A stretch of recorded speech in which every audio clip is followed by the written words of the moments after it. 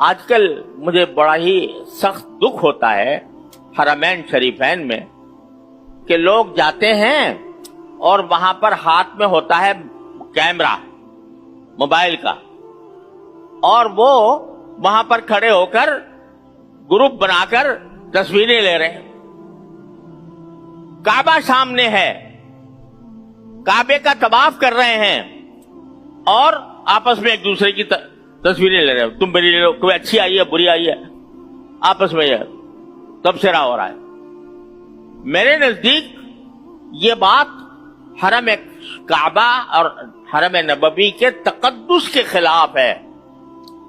آپ حج کرنے آئے ہو، رسول کریم صلی اللہ علیہ وسلم کی روضہ اقدس کی زیارت کرنے آئے ہو، کوئی پکنک منانے نہیں آئے کہ وہاں پر سیلفیاں بناؤ اور گروپ فوٹو بناؤ۔ انتہائی صدمہ ہوتا ہے مجھے کہ رسول کریم صلی اللہ علیہ وسلم کو سلام عرض کرنے جا رہے ہیں، ہاتھ میں موبائل ہے، وہ دیکھتے چلے جا رہے ہیں، دیکھتے چلے جا رہے ہیں۔ ارے یہ وہ جگہ ہے جہاں پر بڑے بڑے اولیاء اللہ ڈرتے اور تھر تھراتے آتے تھے۔ نفس گم کر دمی آیت جنید و بایزیدی جا، یہ فرمایا کہ ادب گاہے زیر آسماں از عرش نازک تر، نفس گم کر دمی آیت جنید و بایزیدی جا۔